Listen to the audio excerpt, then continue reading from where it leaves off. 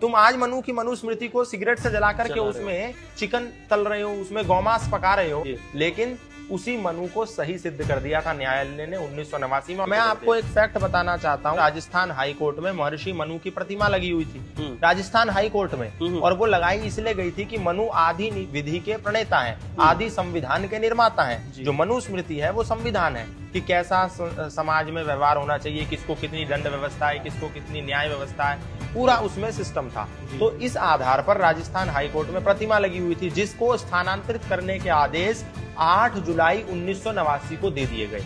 Rajasthan high court के जजेस की पीठ ने आदेश दे दिया कि इसको हटा दो। क्यों? कि किसी ने याचिका डाल दी थी कि ये तो समाज के विरोधी हैं। मनु तो जातिवाद के पोषक हैं, मनु तो महिलाओं के विरोधी हैं, मनु तो शूद्रों के दलन करता है, इनको हटाओ यहाँ से। तो राजस्थान हाई कोर्ट ने कहा स्थानांतरित कर दो। तो उस याचिका और उस फैसले पर एक व्यक्ति ने आपत्ति करी, जिसका नाम था धर्मपाल आर्य। उन्होंने ये याचिका दायर करी कि मनु की मूर्ति यहाँ से नहीं हटनी चाहिए। क्यों नहीं हटनी चाहिए? क्योंकि मनु महिलाओं के विरोधी नहीं है, मनु शूद्रों के विरोधी नहीं है, मनु जातिवाद के पोषक नहीं है। ऐसे ऐसे उन्होंने 14 तर्क प्रस्तुत करे पीठ के सामने। और जो प्रतिपक्षी वकील था, जो मनु की मूर्ति को हटाने के पक्ष में था, उसको कहा कि तुम सबसे कमजोर 3 तर्क चुन लो, सबसे जिसमें तुमको लगता हो तुम हमें धाराशायी कर दो, तुम 3 तर्क चुन लो। उसको दिया गया, वो 3 तर्क नहीं चुन पाया। तो जज साहब ने कहा चलिए हम आपको समय देंगे, आप 14 के 14 तर्कों को समझाइए। जब उन्होंने 14 तर्कों को समझाया तो 3 दिन की कोर्ट की कार्यवाही लगी।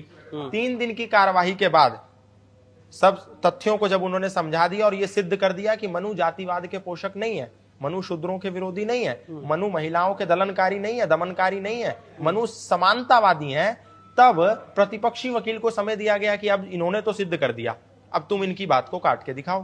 तो प्रतिपक्षी वकील 20 मिनट तक चुप्पी साध के बैठे रहे। ऐसा कोर्ट की कार्यवाही बताती है। और जो मनु की मूर्ति हाई कोर्ट के परिसर से हटा देने के ऑर्डर पास हो गए थे, वो ऑर्डर वापस लिया गया और आज भी वो मूर्ति वहां पर शान से खड़ी है। तो ये प्रमाण है कि मनु दलित विरोधी नहीं है, मनु समाज में नारियों के विरोधी नहीं है। उनको विरोधी बना करके प्रस्तुत करा जा रहा है, क्योंकि गोस्वामी तुलसीदास या मनु से किसी का वैर नहीं है। वैर सनातन धर्म से है, वैर राम को मानने वालों से है, कृष्ण को मानने वालों से है। जिस मनु को तुम ये कहते हो कि वो शूद्रों का दलन करते हैं, वो मनु कह रहे हैं शूद्रो ब्राह्मणतामेति, ब्राह्मण शूद्रताम क्षत्रिया जातमेवं तु विद्या द्वेषा तथैव च। मनु कह रहे हैं वन शूद्र ऑल्सो कैन बिकम ब्राह्मण एंड वन ब्राह्मण कैन ऑल्सो बिकम शूद्र।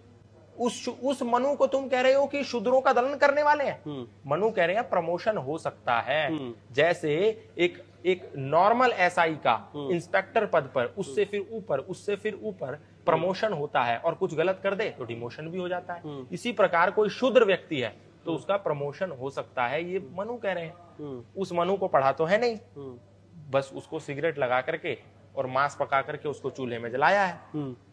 तो मनु की क्या गलती है इसमें?